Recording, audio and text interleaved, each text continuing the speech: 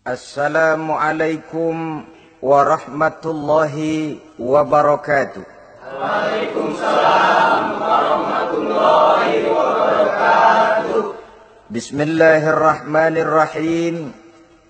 Alhamdulillahi rabbil alamin. Wassalatu wassalamu ala ashrafil anbiya'i wal mursalin, Sayyidina wa maulana Muhammadin wa ala alihi wa ashabihil mujahidin at-tahirin, amma ba'du. Saudara-saudara, kita maklum bahwa solat merupakan sarana yang paling efektif untuk mendekatkan manusia kepada Allah. Makin dekat manusia dengan Allah, makin tidak senang iblis dan setan. Karena itu segala macam cara mereka berusaha mengaduk-ngaduk solat kita. Dan sesungguhnya, jikalau kita mengerjakan solat, itu kan targetnya cuma dua. Pertama, agar solat kita itu sah. Yang kedua, agar solat kita itu qabul, yakni diterima oleh Allah. Kalau soal sah dan tidak, ukurannya gampang. Saya kalau ditanya orang, Pak, solat saya sah atau tidak? Saya bisa jawab. Saudara, solatnya syarat rukunnya cukup apa tidak? Cukup, sah. Itu kalau perkara sah. Tapi kalau sudah perkara qabul, Pak, solat saya diterima atau tidak oleh Allah? Ini saya tidak bisa jawab. Kenapa? Soal qabul mencakup masalah batin. Cuma ukuran logikanya, kalau syarat rukun cukup, insya Allah qabul. Saudara-saudara kaum muslimin rahimakumullah. Oleh karenanya, pada saat kita sholat, iblis, setan datang dari segala macam penjuru supaya kita kehilangan rasa khusyuk. Apalagi kalau kita jadi imam, yang gerak kita, bacaan kita dilihat, didengar, disaksikan oleh orang banyak.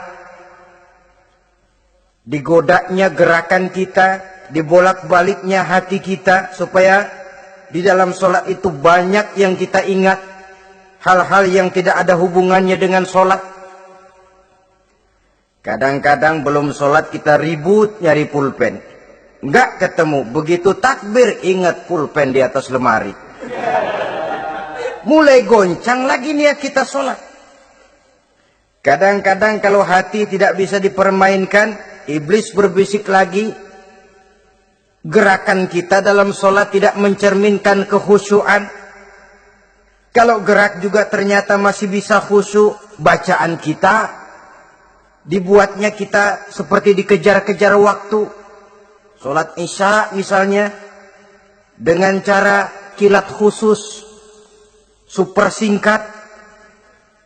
Saya katakan tadi, apalagi kalau kita jadi imam, iblis mudah mendatangkan penyakit riya.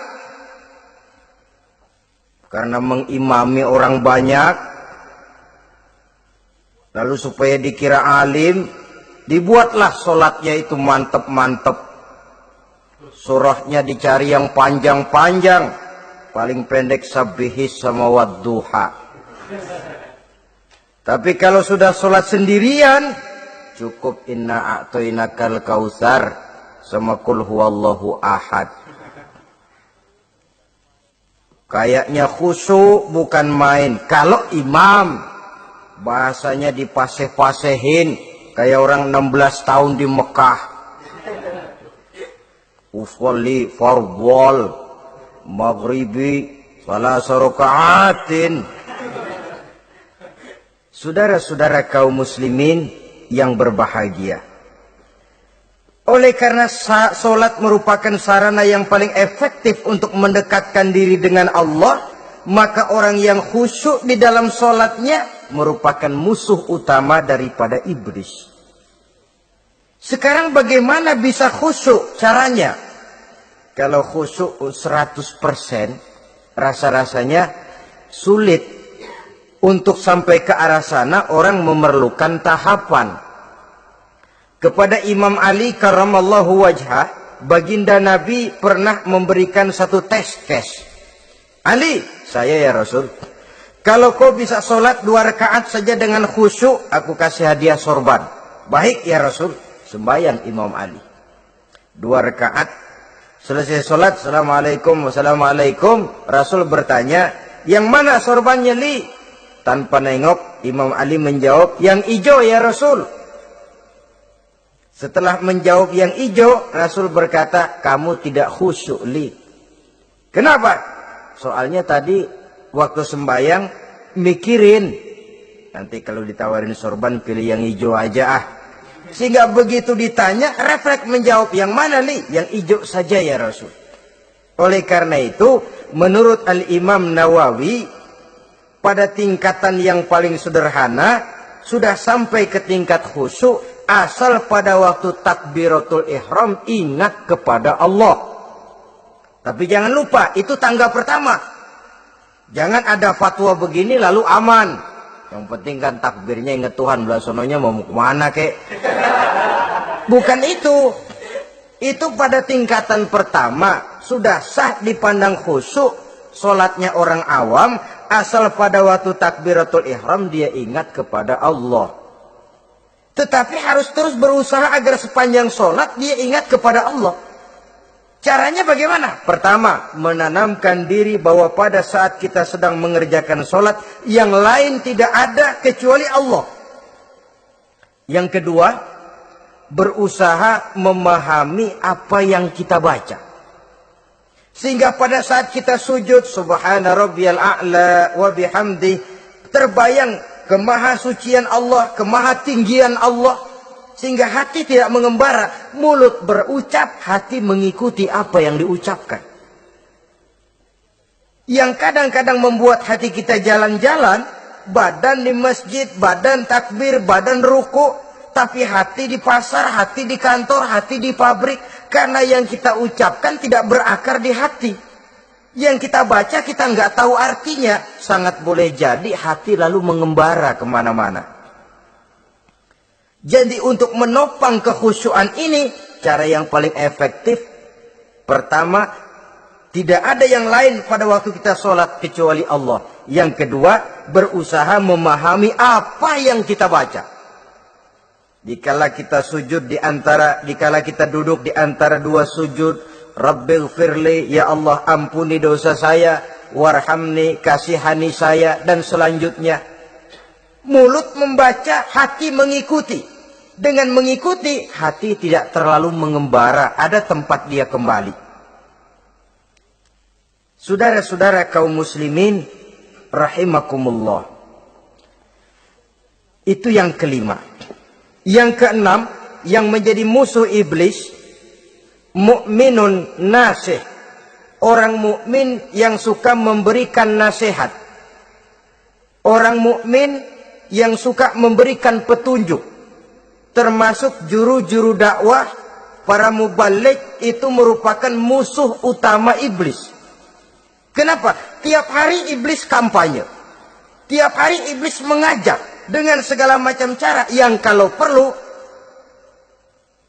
dia berikan kamuflase, dia berikan fata morgana. Kalau perlu yang haram dia bungkus dengan merek halal. Kalau perlu kejahatan dia bungkus dengan baju kebajikan. Istilahnya racun diberi merek madu. Dan itu wajar. Cuma kita tentu harus punya filter, daya saring positif agar tidak salah pilih. Karena iblis ini pintar betul. Kalau kita khusyuk dalam sholat, dia tanamkan kepada kita misalnya seperti tadi itu. Sholatmu memang hebat, khusyuk. Di kampung ini tidak ada orang yang sholatnya seperti kamu. Tertanam itu dalam hati kita, timbul ujub. Akhirnya, iya. Gue lihat-lihat di kampus ini kagak ada yang sembayangi kayak gua. Nah, sudah masuk iblis. Jadi dia pandai mengikuti gerak hati dan irama denyut jantung manusia ini. Kemana kecenderungan manusia, ke situ dia masuk. Pendeknya iblis itu ibarat tukang joget, dia ngerti bener irama kendang. Saudara-saudara kaum muslimin rahimakumullah. Termasuk juru-juru dakwah, para mubalik, orang yang suka memberikan nasihat ini. Mereka memberikan filter kepada umat, kepada jamaah, jangan sampai salah pilih. Dan iblis menyesatkan kita supaya kita salah pilih. Satu contoh ringan. Kalau di depan saudara ada 2 buah gelas, yang segelas isinya jamu, yang segelas sirup. Kira-kira saudara minum yang mana? Jamu. Jamu apa sirup? Jamu. Sirup apa jamu? Jamu. Orang yang pikirannya panjang, dia pasti minum jamu. Pahit memang, getir memang, tapi besok badan sehat, tenaga kuat, gairah kerja ada, kreativitas timbul, semangat menghadapi kehidupan tumbuh. Orang mukmin, orang yang berpandangan jauh ke depan. Pandangannya panjang. Panjang kemana? Tidak cuma ke dunia, sampai juga dia memandang ke alam barzah, ke akhirat. Sholat itu jamu, pahit. Ngaji, hadir di majelis taklim, itu jamu, pahit. Sedekah, jamu, pahit. Mengeluarkan uang untuk kepentingan orang lain. Enak aja minta sumbangan, datang-datang yang nyari peres keringat banding tulang gue, lu datang-datang mau minta. Yang enak ngumpulin harta, lalu bakhil bin pelit alias medit. Itu jamu.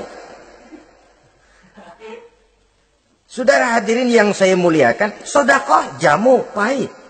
Puasa jamu, pahit. Jihad jamu, pahit. Tapi nanti begitu kita meninggalkan dunia, masuk ke alam barzah, apalagi pindah ke akhirat, baru terasa, aduh, nikmatnya dulu kemarin itu minum jamu, sekarang badan sehat, tenaga kuat, kerja semangat. Nikmatnya dulu saya waktu di dunia sholat, rajin ngaji, suka sodako, suka menolong orang. Sekarang terasa manfaatnya. Begitu saya berada di alam barzah, apalagi sudah dibangkitkan di padang mahsyar di akhirat nanti, terasa seluruh kebajikan yang saya kerjakan. Nah, orang yang berpikir jangka pendek, cuma ngelihat yang ada di depan hidungnya saja. Ngapain minum jamu getir? Sirup nih, manis. Dia minum, dia ambil sirup, minum. Manis memang pada waktu minum, tapi besok bibir jontor.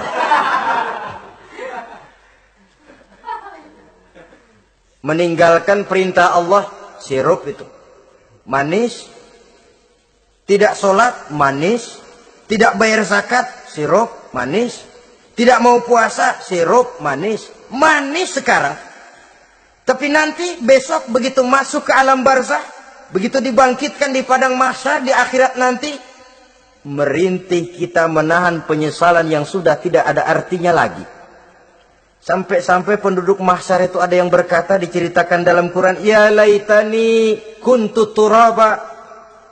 Wahai celaka, kenapa kita nggak jadi tanah saja? Menyesali kejadiannya. Andai kata mereka bisa kembali ke hidup di dunia lagi, mereka akan minta kejadian yang kedua untuk berbuat baik. Tapi tentu sudah penyesalan yang tidak ada gunanya lagi. Maka saudara-saudara, emang cuman jalan duluan kecebur di sumur yang nyesel duluan. Ada orang jalan, yang paling depan kecebur di sumur, itu tuh, gue nyesel duluan katanya. Nyesel duluan. Yang lain mesti nyeselnya belakangan. Saudara hadirin yang saya muliakan. Nah, orang yang suka memberikan nasihat kepada orang lain dimusuhi iblis. Kenapa? Tentu nasihat yang membawa kebaikan. Iblis nggak senang betul itu. Kita nasihatin teman, udah berhenti dah, jangan pada mabok lagi. Iblis gergetan bener. Ini orang dilarang lagi. Kita nasihati teman, udah jangan masang-masang lagi dah, nggak bakalan kena, dikebohongin. Nggak ada orang jadi kaya masang judi, bangkrut malah loh. Ini kan termasuk tipu daya iblis, judi dinamain sumbangan. Itu sama saja itu, madu, racun mereknya madu. Judi dinamain sumbangan. Kalau Kang Beca pada nyumbang. Kayak orang kaya lagunya.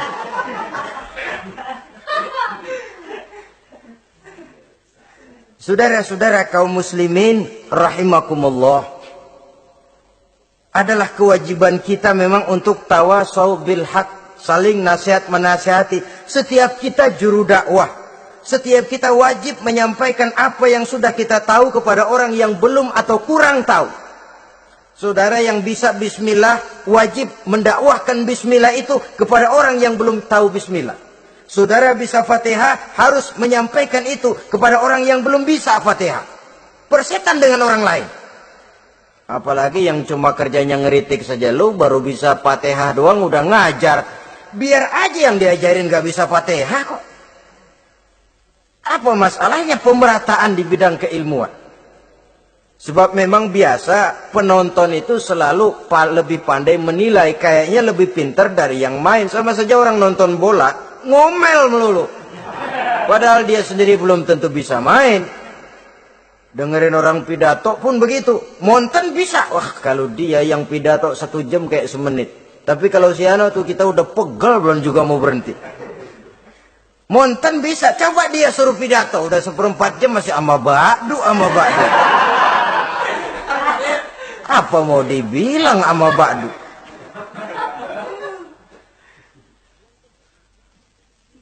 Yang ketujuh, yang menjadi musuhnya iblis, taibun sabitun ala taubatihi, orang yang bertaubat dan tetap di atas taubatnya. Secara jujur, tidak ada manusia yang tidak punya salah. Dan orang yang baik memang bukan orang yang tidak punya salah. Karena tidak ada orang yang tidak punya salah. Orang yang baik adalah orang yang apabila melakukan kesalahan dia segera sadar, dijadikannya itu sebagai pelajaran untuk tidak diulanginya lagi pada masa yang akan datang. Biasanya kita menghakimi orang pintar, kita nggak merasa bahwa kita juga punya kesalahan. Kalau kita ngelihat maling ayam kita teriak, padahal kita nyolong kambing. Lebih besar dari si maling ayam, merasa diri lebih benar dari yang lain, padahal kita lebih kotor dan lebih jelek. Hilang sifat introspeksinya. Yang kita musuhi, yang kita caci maki, tahu-tahu kita sendiri yang melakukannya. Saudara-saudara kaum muslimin, orang yang bertaubat dan tetap dalam taubatnya stabil, itu musuh iblis. Apa ada orang yang taubatnya nggak tetap? Ada. Yang istilah kita taubat sambal namanya. Kalau dia makan sambal kepedesan, taubat makan sambal. Besok mau makan kagak ada sambal, ngomel. Mana sambal? Kemarin udah taubat, sekarang mana sambal? Ini taubat yang namanya taubat sambal. Istighfar, habis istighfar nyolong lagi, istighfar lagi, besok nyolong lagi, istighfar lagi. Itu taubat yang tidak tetap namanya. Allah Maha Pengasih dan Penyayang dengan segala kebesarannya. Ia akan memaafkan segala perbuatan yang bersifat salah dari hamba-hambanya. Cuma manusia kadang-kadang yang tidak mau memaafkan dirinya sendiri. Amat dungu manusia macam ini, membiarkan dirinya hanyut berlarut dalam lembah dosa, sementara dia diberikan umur tidak digunakannya untuk bertaubat. Innallaha yaqbalu taubatal abdi ma lam yugharghir. Allah senantiasa akan menerima taubat seorang hamba sepanjang nafasnya belum sampai di tenggorokan. Kalau nafas sudah sampai di tenggorokan baru berniat taubat, kasih terlambat. Kayak Fir'aun. Fir'aun itu begitu ditenggelamkan di lautan merah, udah cengap-cengap mau mampus, baru ngomong dalam sekaratnya, amantu bi Rabbi Musa wa Harun. Kalau begini mah saya juga percaya sama Tuhannya Musa. Udah sekarat baru mau taubat, malaikat maut gemes banget, dilelepin mati.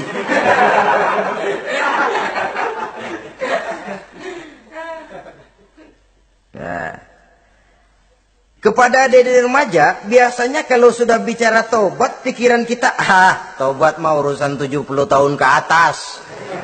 Kita masih lama ini. Sebenarnya tidak. Masalah taubat adalah masalah salah dan dosa. Masalah salah dan dosa adalah masalah manusia. Sejak dia akil balik sampai ajal datang merenggut nyawa. Hidup ini tidak selalu berjalan mulus. Hidup ini tidak selalu berjalan di atas kertas putih. Kadang kita tersilap, kadang kita tersalah.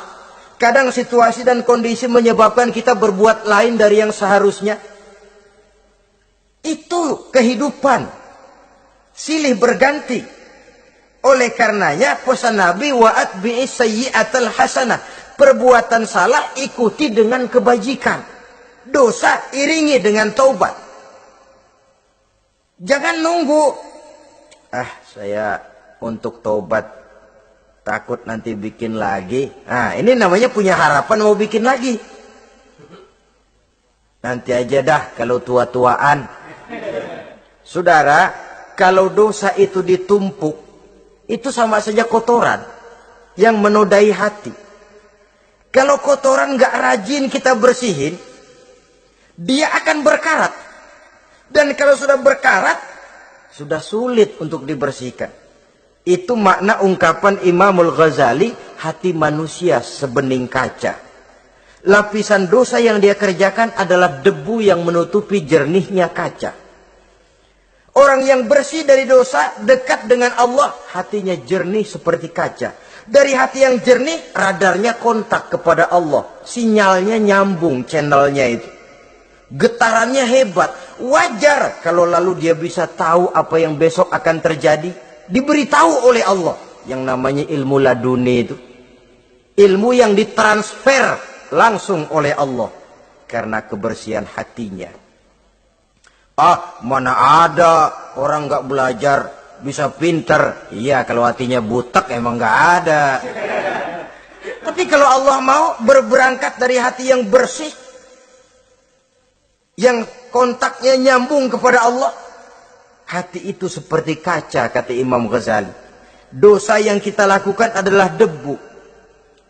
Kalau debu sedikit datang kita lap, datang lagi kita bersihin, datang lagi kita bersihin, insya Allah nggak sampai jadi noda di atas kaca itu. Tapi kalau nunggu debu itu sampai bertumpuk, besok aja ngelapnya dah, besok aja ngebersihinnya, bertumpuk dia, sulit membersihkannya. Walaupun kena, nodanya tentu tertinggal di atas kaca itu. Karena itu, dalam kehidupan remaja misalnya, pemuda misalnya, kita tidak bisa menolak mode. Tidak bisa menolak musim. Modenya disco, disco, modenya breakdance, breakdance, modenya joget, joget, modenya jaipongan, jaipongan. Mode pada waktunya habis, ya habis.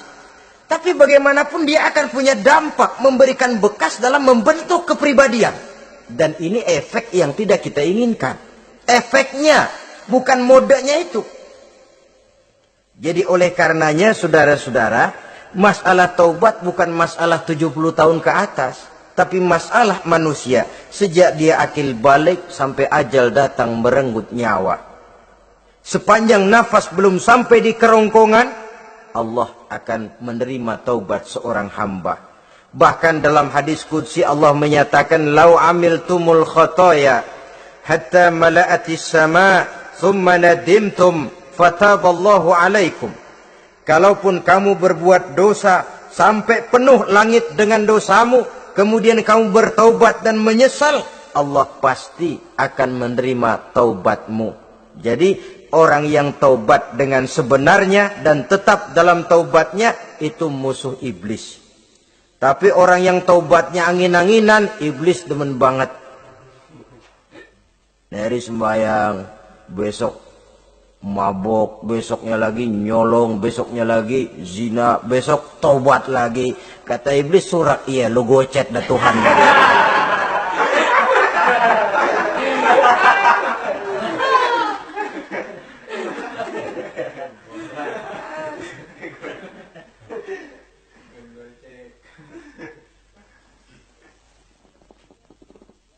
Selanjutnya, yang kedelapan, musuh iblis, musuh setan, mu'minun yudawi mu'alat taharah. Orang mukmin yang membiasakan diri selalu dalam keadaan bersuci. Baik dari hadas kecil, lebih-lebih dari hadas besar. Wudu utamanya memang untuk sholat. Tapi membiasakan wudhu dalam kehidupan sangat baik sekali. Mau ke kantor, wudhu dulu. Mau ke pasar, wudhu dulu. Mau ngajar, wudhu dulu. Apa sebabnya? Karena dalam keadaan suci, orang ada sikap memelihara kesuciannya. Kalau kita naik PPD pagi-pagi gelantungan, kalau punya wudhu, hati-hati, kesenggol perempuan juga sayang sama wudhu. Tapi kalau nggak punya wudhu, jangan kesenggol, kita nyeruduk. Ada semacam sikap apik di dalam kehidupan ini. Karena itu biasakan wudhu. Untuk menjaga kebersihan diri, kebersihan zahir, kebersihan batin. Belum lagi kemanfaatan di akhirat. Sebab kata Nabi, inna ummati ya'tuna yaumal qiyamah ghurran muhajjalin min asaril wudu. Umatku di akhirat nanti akan datang menghadap Allah dengan muka berseri-seri, bersinar-sinar dari sebab sering wudu. Sehingga tidak usah mengaku pun Rasul akan memanggil karena muka yang sering tersentuh air wudu ini. Mu'minun yudawi mu'alat taharah. Orang mukmin yang selalu membiasakan diri berada dalam keadaan suci, berwudu. Kita lihat ajaran wudu ya. Dari sejak bacaan-bacaannya saja itu sudah membawa manfaat. Lalu dari segi bahwa kita manusia sering tersilap melakukan dosa-dosa kecil. Dosa-dosa kecil itu oleh air wudhu dia rontok. Tangan kita suka colak-colek pada saat membasuh dua tangan. Allahumma inni as'aluka yumna wal barakah wa a'udzubika minasyu'mi wal halakah. Dosa yang ada di tangan itu rontok. Mata kita suka pelatat-pelotot, nggak karu-karuan pada saat membasuh muka. Nawaitu raf'al hadasil asghar. Dosa yang ada di mata rontok. Dari segi pembersihan batin. Belum lagi dari segi pembersihan zahir. Sehari semalam kalau 5 kali saja kita terkena air wudhu, itu sudah menjaga kesehatan dan kebersihan. Saudara-saudara kaum muslimin rahimakumullah. Yang kesembilan, orang yang menjadi musuh iblis yaitu mutawarra'un anil haram. Orang yang memelihara diri dari yang diharamkan oleh Allah. Terpelihara dirinya, terpelihara yang dimakannya, yang diminumnya dari jenis-jenis yang haram, baik sedikit maupun banyak. Jangan cuma teriak haram waktu sedikit, tapi giliran banyak halal. Sama saja orang dikasih tahu, itu ada cerita anak-anak, Pak Haji punya anak main judi, dikasih tahu, Pak, anak bapak main judi, astagfirullah katanya. Tapi menang Pak, alhamdulillah.